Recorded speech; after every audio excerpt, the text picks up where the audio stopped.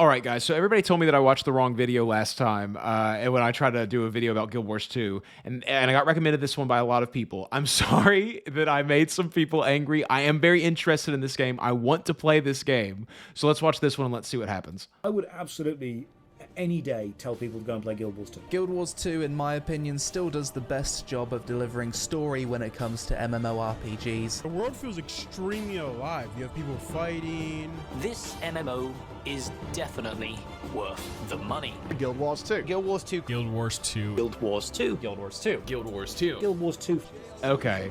This gets me hyped for the game, honestly. Like, it looks really good. I will say that. Like, the way that people talk about it, the way that people are so interested in it does make me want to play it. Oh, really? We'll see about that. Guild Wars 2, a game I've never touched before despite it being 11 years old. And not touching 11-year-olds is really strange. I've played it for maybe 3 hours. And each of those times were when I was a younger person. I didn't understand as much about this kind of game. I didn't really see what was special in it because I hadn't gotten deep into MMOs at that point. And I think, I mean, I didn't even probably reach level 10. Behavior for a YouTuber in 2023. Now, once upon a time, I did play a dervish in a completely unrelated game with certainly no lore or story significance to this one called Guild Wars. But that was way back. It was an odd thing that they did, just making Guild Wars 2 completely different than Guild Wars. I mean, it's a totally different style of game. When we could call a hurricane Katrina and no one wanted to have sex with it. 2005. The good old days.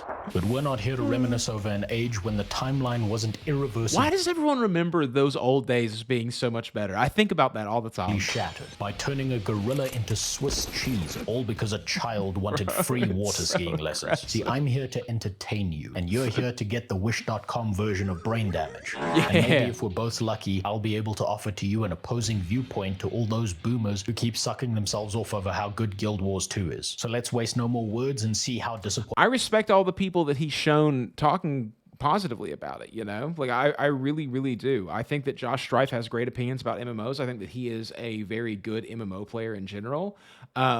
So he seems like he's trying to go into this with a negative opinion. And I like that cynicism is a very valuable tool to look through the rose-colored glasses that a lot of other people have. But I'll be interested to see if he actually comes out negative on this. Pointing Guild Wars 2 is about to be. Let's start off simple and pick that one objectively superior character race. And we might as well pick our class or profession too while we're at it. Right off the bat, Guild Wars 2 gets pretentious on us. Gotta set it apart. I'm so fancy because I've got an animal race that doesn't look like each and every other it looks like cat torrents. furry race out there. I get the impression that when first creating the char in Guild Wars 1, someone on the design team one day looked over at their house cat and realized that it doesn't in fact have a gigantic pair of unwieldy bolt-on tits, thus dooming the Guild Wars 2 team to keep the design for the sake of continuity and banishing the furry menace back into other unnamed games out there. And yeah, that's great, but so what? I can name two other MMOs out there that don't have furries in them. Which MMOs? World of Warcraft has Worgen, which is furry, and the Scalies came in with the Dragonflight. Final Fantasy XIV is mostly for the furries and women, I'm pretty sure. Dragon, because they have the bunny girls and the cat girls. And then, I guess RuneScape doesn't have furries. ESO has Khajiit. What other game doesn't have furries in it? I think. I mean, just look at this game. It's already acting like it's better than everyone else out there. Next, you're gonna tell me that the people who play this game shower regularly. Look, let's get down to brass tacks. I'm here. I feel like I'm such an atypical or a non-typical MMO player. People are always saying things to me like that they can smell the Cheeto dust on my fingers or whatever, but like I am a hyper vigilant, really, you know, take care of myself kind of person. So I would like to find a community that is like-minded and diversified and not just about dumping as many hours as possible every single year into one single video Here to game. have a bad time and dunk on all those Guild Wars 2 simps, okay? Not many, but the most hardcore of MMO players will realize this. But there's a delicate balance of salted misery to be maintained within this genre. And Yeah, if we're gonna totally. figure out how to be miserable, there's only really one place to start this journey. Reddit. And within this Okay, so the Reddit for an MMO is very, very important. This is what people don't get. So, kind of coming into this, I'm doing a thing where I'm sort of trying to show you guys what it's like for an outsider to be coming into this video game. And the Reddit is the place that a lot of people start. The reason that I started playing Final Fantasy XIV is because I'd been playing World of Warcraft for quite some time at that point. And people really, really hated World of Warcraft on the Reddit. It was very difficult to open up the Reddit for that, or it was very difficult to listen to discourse about World of Warcraft and not be told that this game that I'm enjoying is terrible and you shouldn't be playing it, and by playing it you are committing some kind of crime by helping Blizzard continue on and blah blah blah, all that stuff. So Final Fantasy XIV, when I logged into there and I looked at the Reddit on there for the first time, everybody loved that game, and that made me very interested to play Final Fantasy XIV. And I bet Guild Wars 2 is the same just by the comments that I got on the last video, which, by the way, I'm sorry if I offended you in the last video.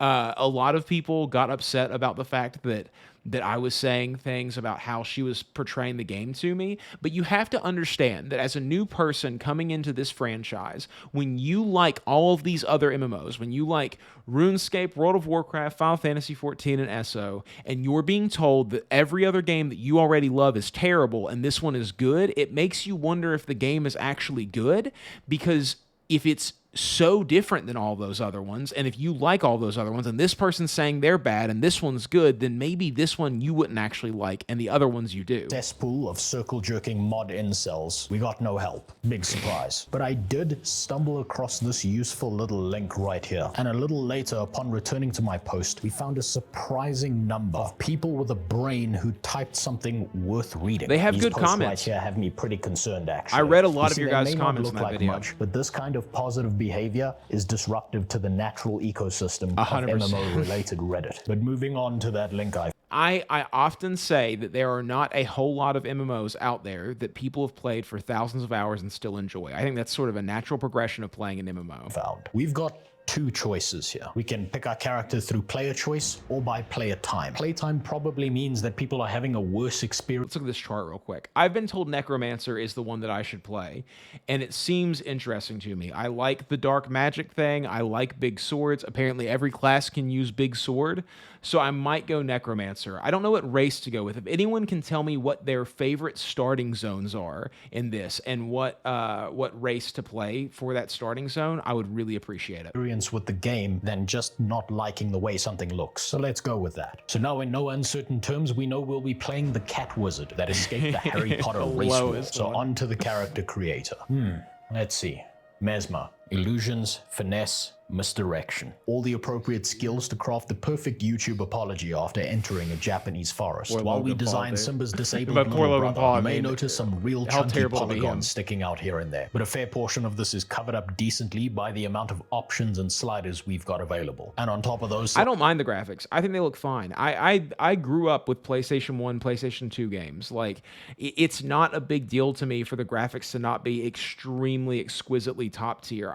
I like the look of lower poly counts. I think it's fun. It harkens me back to older times. sliders, we've got some presets. We can even change the background lighting in case God didn't like you having a working pair of eyes. And there's even a slider so we can decide if we're going to be short or recognized as a person by society at large. my All of short this is kings are good. shockingly Leave well them put alone. together, but this isn't gameplay, so let's speed run this a bit. All right. There we go. Completely indistinguishable from your average char. Now then, let's get in game. What? Lore. Backstory. What the fuck is all this? Hold on.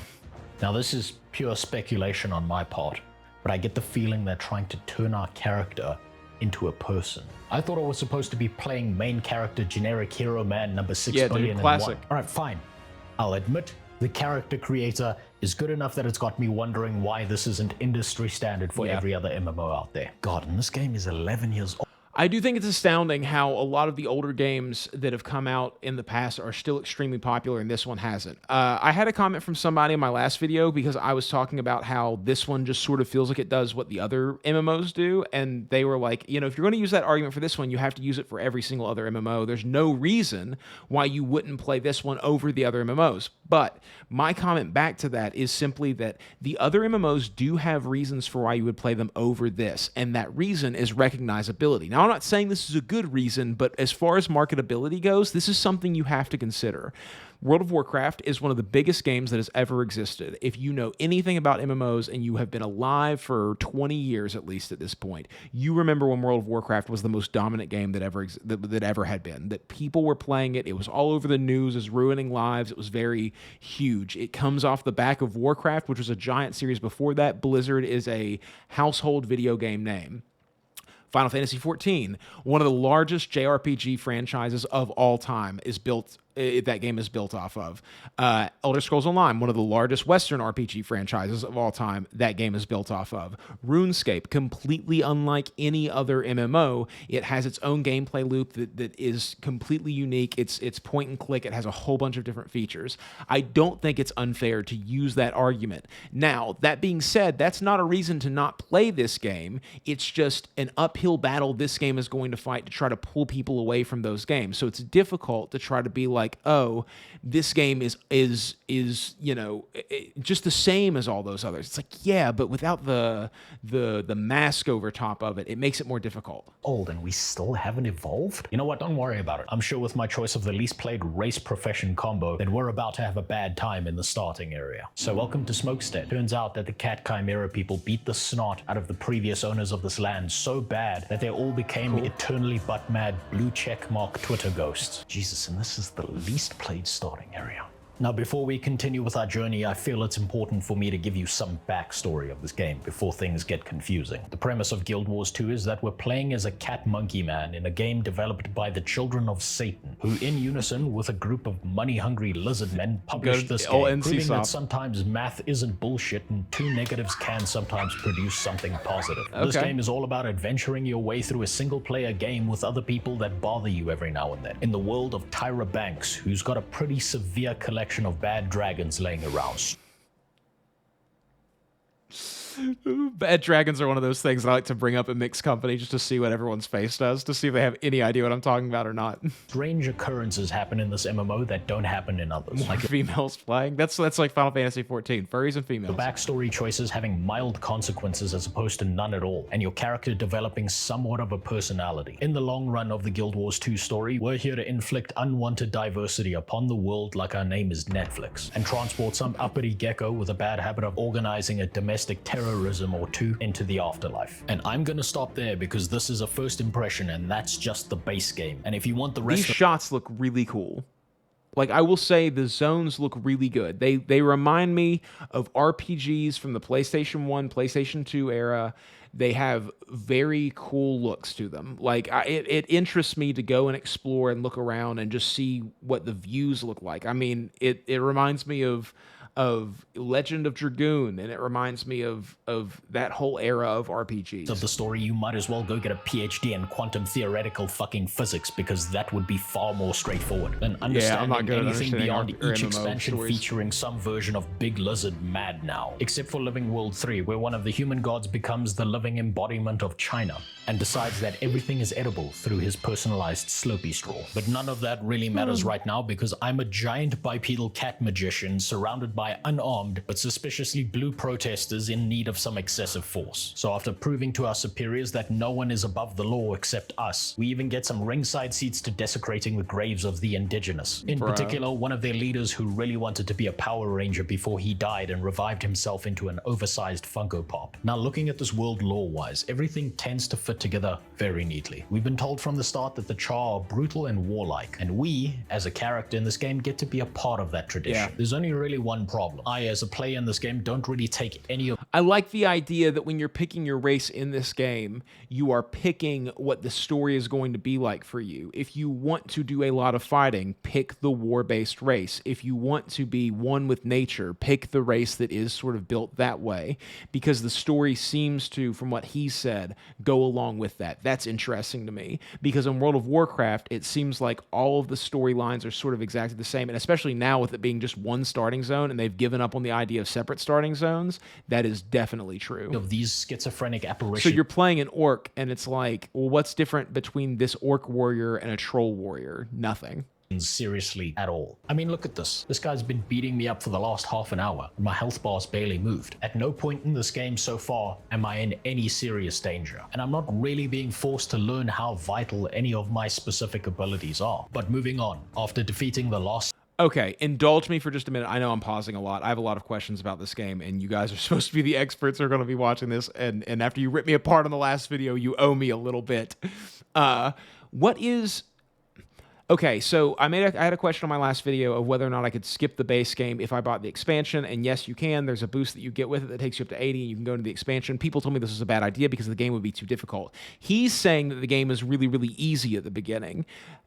At what point is it going to start to become a challenge for me? How far along do I need to get? Because if I play and for the first 100 hours, it is a completely boring, unchallenging, run around and press whatever button I want to and not have to actually worry about my abilities, I might get bored more quickly. So, should I skip the base game? Should I go directly to the first DLC? I'm not talking about getting all the way to end game, but like at what point will I actually find challenge in this game? statue of Stalin in an admittedly epic battle, we are ready to leave tutorial warzone into tutorial starting area, which is the same place just with less ghosts and not instanced. So welcome to Smokestead. The transition here is a little bit odd. We've now gone from battle-hardened soldier to pest control handyman who's here to autocorrect a few sentient rats out of existence and learn a little bit more about the world around us. And look, as much as I want to be negative about Guild Wars 2, I can't say I hate this experience. We get a few more abilities, learn some important skills like how to dodge, and learn to develop a case of epilepsy from all the spell effects happening around us. Come to think of it, That was the problem with Maple's story a lot of times, is that the skills looked really, really cool, but everybody just turns the transparency all the way up or all the way down because it's impossible to see what's going on the screen if you have your skill abilities going on. that's one of the problems with this game. You see, combat is interesting, more on that in a second, but there's just so much visual clutter that it's difficult to... Oh my god, the abilities change when you switch weapons. And not just that, every profession wields the same weapon in a completely different way, which just adds to the fantasy of the game. Someone with the Guardian profession will pick up a two-handed sword and identify it as a really manually cool. operated wood chipper. But a Mesmer will pick up the same sword and instead see a long metal wand made for Ichigo ranged blade combat. beam type Avada stuff. Kedavra. Can't believe that shit worked. Now, I've never in my life thought of a sword as a ranged weapon, but Guild Wars 2 made that possible, and I can appreciate that. As I played my way through the starting area, though, certain unavoidable realities about the combat began to dawn on me. As I've hinted at, magic effects in this game are so bright I feel like I'm staring into the fucking sun sometimes. But that's about the worst I have to say about it. Guild Wars 2 has somehow made a hybrid tab targeting system that feels immersive and smooth to play, even in 2023. Part of this likely has to do with the fact that if I've position myself wrong and use an ability, my character doesn't tell me, Can't do that. but instead it's more of a sure. I don't mind flailing the sword around in the Walmart parking lot, but it's also more than that. Almost every single combat factor feels important. Your timing, It almost looks like action combat, even though it's tab targeting.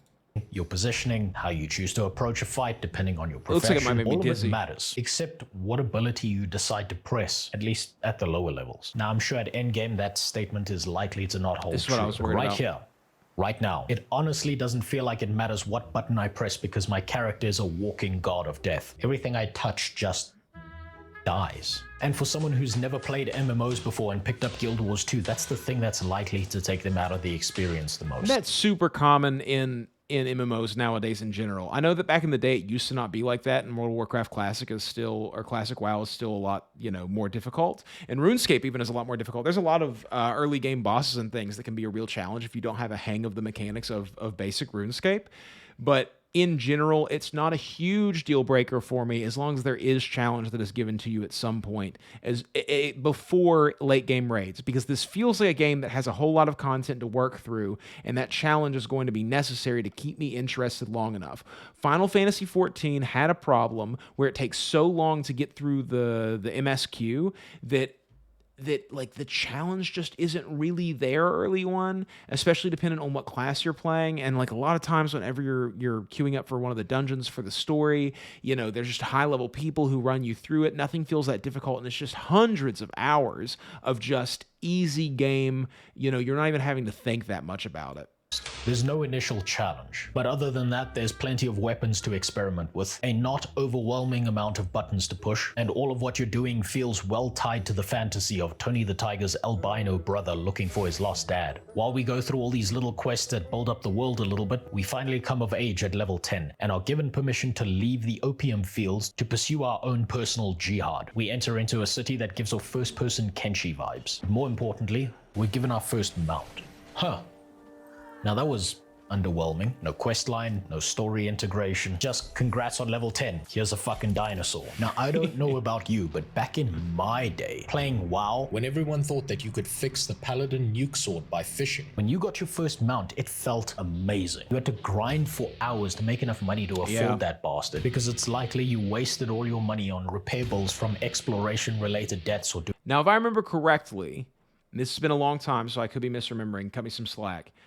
At level 40, you got your mount. If you were a druid at level 30, you got travel form. It costs a ton of money. Flight was at level 60, I think. And that's really what people remember about WoW, I think. Whenever you think about like people who hadn't played WoW that had seen clips of it from the past, riding around on horses, flying around, those were the things that people were interested in. So when they came to WoW, it took a really long time to get those things. It was like this huge challenge to try to get to. doing something else stupid in game. And you had to walk to your computer desk uphill barefoot in the snow while it was raining fire, all while your dad chased after you with a belt. But here in Guild Wars 2, it's just kind of And then that all changed when I pressed the W key. That animation's pretty good.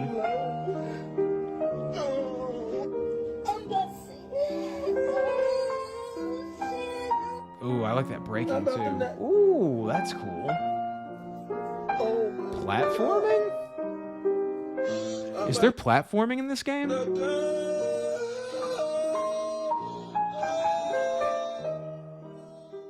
I take back what I said. This iguana feels pretty good. This mount doesn't just have one singular speed, it accelerates from a stationary position. It has a turn radius. It even has abilities. And as much as WoW bit off of Guild Wars 2 for the Dragonflight mount system, it still feels like they've done a better job in the original, and we're still currently only level 10. God damn it, Guild Wars 2. Why can't you just let me hate you like an MMO player? It is interesting how many things they seem to have gotten right and how much people love this game, yet it's still not extremely popular. Is it just a problem of not bringing people into it well enough? Like that whenever people come to the game and they try to get into it for the first time, that there's not enough of a grab for them to understand what's actually going on under the hood? Is that the problem? Because it seems like everyone who tries it loves it. Player normally hates everything they play. Haven't you taken enough from me? Alright, fine. I'll admit that the hybrid tab targeting system feels good and immersive to play with. I'll begrudgingly accept that this little ability bar isn't overcomplicated or oversimplified. Totally not. All while it keeps the character's class abilities in line with the in-game lore. But do they really have to make things straightforward enough that some new player who's never played an MMO before can stumble into this game and enjoy themselves? And that they could probably do this without looking up a single guide online? Won't you consider the suffering this causes a veteran player like me? How am I, as a salty old player, supposed... Bro, they already have it. That's the first thing people do in WoW is they unmap from Q and E for strafe and they take turn off of A and D and they put it on A and they put strafe on A and to D. gatekeep this experience when even the A and D keys are bound to strafing instead of keyboard turning by default? How am I supposed... They're trying to make a game, it seems like to me, that gives you the MMO experience directly without you having to go through and just absolutely rabbit hole yourself down to figure out what's actually going on in the game, which is interesting, especially for someone like me, because I have done that so much that I naturally know what to do when I play an MMO nowadays. So it would be cool that there's not a whole bunch of back work that I have to do. I can just jump into the game and it just gives me the experience that I want. Oh, thank God. Something to bitch about. There's an in-game store. This game is pay to win. Absolutely disgusting. I have never in my life seen a cash shop so... Is it not going to be bad at all? So... Is it all cosmetics? Mediocre? God damn it, who am I kidding? There's much worse out there. Keep in mind, this doesn't make this acceptable in my opinion, but it could be much worse. It's a cheap the biggest game thing to to play, complain so- about here is probably the utility and upgrade tabs. From what I can tell, the utility and upgrade tabs are all about creating a problem to sell a solution. That's with the pretty old common. pay for convenience line attached to it. You know how it goes. Extra bag space, bank tab, crafting Can you buy them in shortcuts, that game kind of though with stuff. in-game All of that currency? stuff I expected, but then it takes a little bit of a darker turn. Extra character slots, waypoint unlocks, the fact that gold doesn't just convert to gems, but gems also convert to gold, that is pretty low. But again, admittedly, it's surprising it's not worse considering the developer and publisher of this game. But at least there's a solution to this as a first-time player. You see, I don't care about being the best, most well-kitted out Guild Wars 2 player. I don't care about high performance. I'm just here for an experience. So He brings up a really good point. I don't have as many problems with cash shops as other people do. This is going to blow your mind as somebody who is on YouTube making videos about MMORPGs. I know that that's a very unpopular opinion. I play these games because I enjoy playing the game, not because I'm trying to be the greatest to ever do it. I don't care about how good I am in comparison to somebody else. It doesn't matter to me. What I care about is that I have a good time, I am improving my skills, and I am figuring out the way that I play this game. That's what's important to me when I'm playing a video game. Now, I know for a lot of other people, that's not the case. People like to measure themselves by other people. People enjoy the competitive aspect of it, and having to spend money on the game in order to become competitive can be really frustrating to a lot of people. But to me, I can find joy wherever I'm at, whatever level I'm at. If that's the case, I like the game. That's just how it comes down. So with this one magic spell, we can get rid of all these problems. Now let's get back to our adventure. So after the magic dicking spell, about in the clicking out Mad of it. Max Thunderdome for a while, things at this point become just a little bit formulaic. so We do our fun. quests, we Like, level good, up, you know, we just get like the thrown world into looks some fun to be in. story-based instance. The graphics kind of remind me of Dungeons and Dragons Online, which I really enjoyed. Stuff, we're just kind of muddling around and... What the hell is that? I like this look. Hold on one sec. Oh, so it's like a point of interest discovery map thingy. Anyway, as I was saying, we're kind of What the hell is that? 1 second, I'm not missing this. Whew. Well, that was fun. Now, what was I saying? At this point, I can't even remember. And that seems to be the thing with Guild Wars 2. There's a ton of content, world events, jumping puzzles with rewards, open-ended quests with a lot more to experience, even at these lower levels. Getting sidetracked feels almost mandatory as you level up. Guild Wars 2 has somehow struck a good balance between the story-based quests and helping us explore the world through side quests and whatever else we want to do. And I like indirect progression in an MMO. I think it's a good thing. I'm excited that that's a big part of this game, and that's something that a lot of people told me, that the open world is so much better because of the fact that there are so many people actually taking part in the open world events that are going on. Whereas in other MMOs, they have these open world events, and there is a lot of the open world to explore, but there's not a whole lot of people, especially in lower level areas, actually doing that content because there's no reason to. And apparently in this game, it's very regular to see people actually out there doing it. So that's really cool and interesting.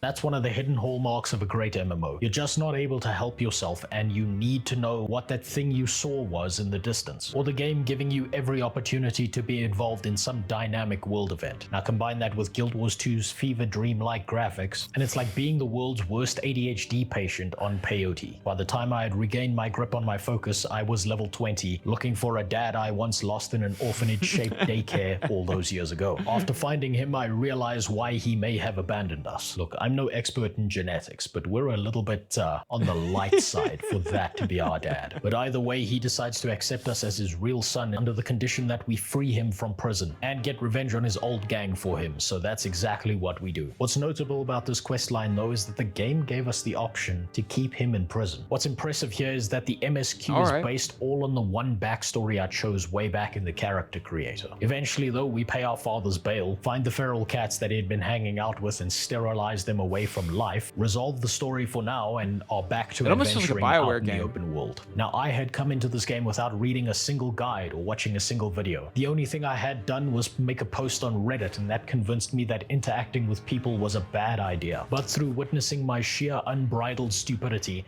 I had someone who's been playing this game since the birth of our current universe expose me to both the likely origin of the no-no flu that gets you shadow banned for mentioning it, and eventually the first dungeon I had been looking for. Now, this has been a long trip, but not an unenjoyable one. I wish I could have stuck to my original goal and been a salty little baby about this game. Maybe make a spicy thumbnail for this video, rake in those clickbaited rage views saying this game is terrible, but I can't do it. Guild Wars 2 is not without its problems, but it is still an incredible MMO. It took me by surprise how well loved this game is by its players and community at large. This entire MMORPG can be summarized in the words, they didn't have to, but they did. The devs didn't have to make mounts with accelerations instead of flat speeds, but they did. They didn't have to voice act out the main character storyline with So there is a lot of voice acting in this game. That's interesting.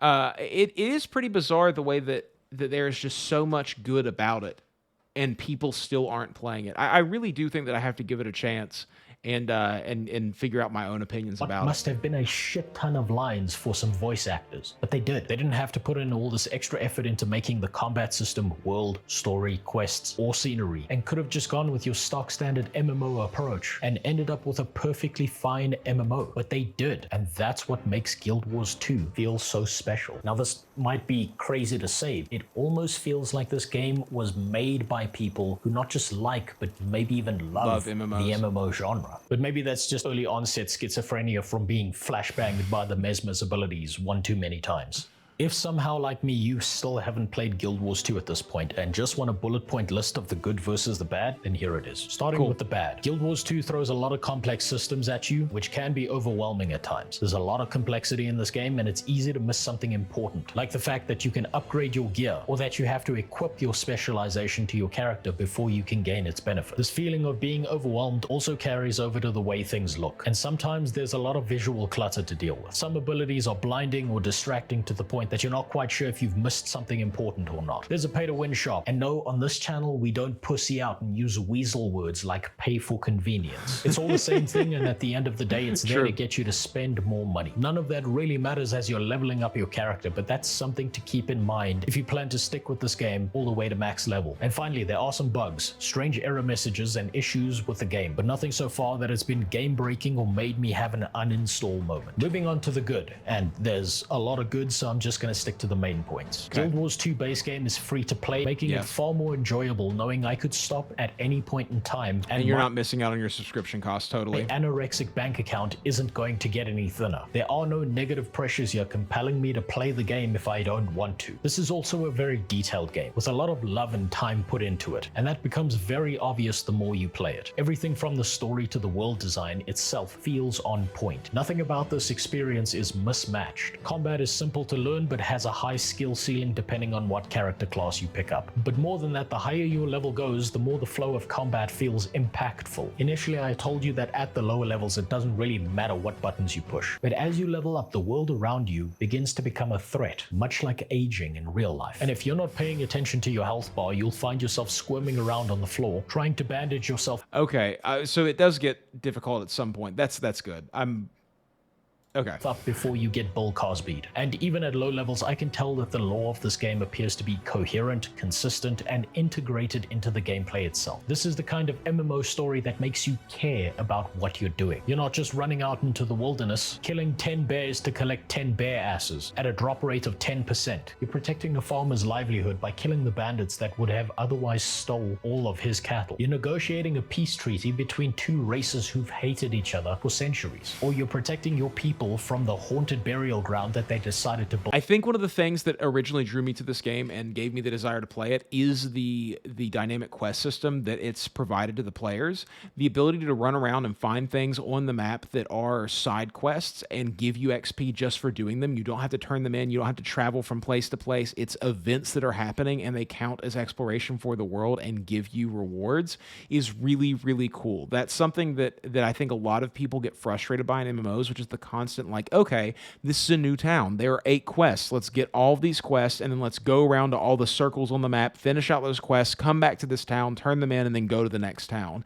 And the fact that Guild Wars 2 has gone away from that is something that a lot of people, including myself, can appreciate. Build their house on top of. All in all, I'd say that even now, in 2023, Guild Wars 2 is worth your time. The short answer here is that this isn't just a game trying to suck you into some mindless grindfest, but a fantasy world and a story to experience. experience. I can tell you right now that even after I'm done with this first impression, whenever I've got a spare moment, I'm likely going to pick up this game again. But it looks like our Wrangler is finally back and ready to take us into the dungeon. So let's pop this Guild Wars 2 dungeon cherry and finish this first impression the right way. Alright, well, it's a little dark in here, but not too bad. Sarcophaguses. Looks like this one has a burial and undead theme to it. I guess I shouldn't be too surprised with how many ghosts we've been killing. Oh, look at that. We've even got an NPC to guide us through our first dungeon. Very cool. How considerate.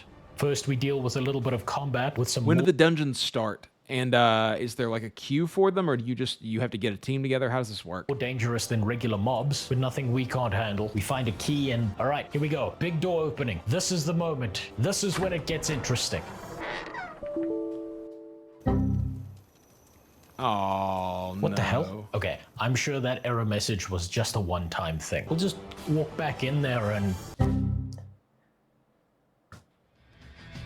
Fuck this game. How dare they take me on this emotional roller coaster just to kick me out of the first dungeon multiple times. These bastards made me care about my character's story. They went and reminded me of why I love MMORPGs in the first place. They made me have fun, god damn it. Now, as a viewer, you might not understand why I'm so mad, but I'm supposed to remember... Well, and he's doing it to me now. Like, he brought me on this journey with him. He's really talked me into liking this game, and now he's telling me that it's going to kick me out of dungeons, man. Objective, soulless, and uncaring. And Guild Wars 2 just had to ruin that for me.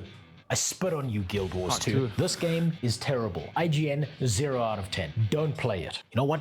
I'm logging out of this bullshit right now, and I'm never coming back. I am never touching this terrible, awful, unplayable mess ever again.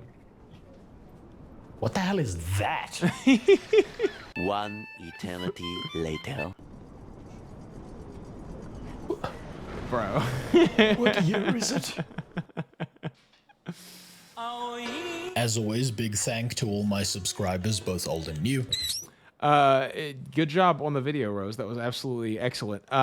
It's definitely one of those games that, like, I feel like I have to play at this point. I feel like I've gotten too far into what I'm doing here and playing MMOs and on my journey into this world of gaming to not have played Guild Wars 2 at this point. So obviously I'm going to do it. All of that being said, I think that there are things about it that I'm still kind of leery of. It does seem like a game that people stand for almost too hard, that it gives me pause and worry about how much time people have put into multiple kinds of games, not just MMOs, not just World of Warcraft, but multiple kinds of games. That's my worry about this, that it's sort of, that the love for it is coming from a place where people are thinking, oh, I've played World of Warcraft a ton, and this one fixed my problems that I have with this game, but they only have 400 hours into it. Or, you know, oh, I've played a lot of MMOs, and this one is the best one, but they haven't actually dumped a whole bunch of hours into one single MMO to know what that feels like. All that being said, I mean, I'm totally willing to give it a chance. I think it looks really interesting. I think the combat looks fun. It almost looks like an action combat system, even though it's tap targeting. I enjoy tap targeting games. The quest system looks really good. The character creation looks really good. I have a lot of interest in playing this game. So if you have any tips for me of the things that I've asked over the course of this game, please let me know in the comments down below. And if you enjoyed the video and you want to see more like it, give me a subscribe and come along for the journey, because I'll be posting more videos about Guild Wars 2. As I actually play it, I'll post my initial reactions, and I might even stream it at some point as well. So yeah. That being said, I hope that everyone enjoyed the video, and I'll see you guys on the next one. Peace.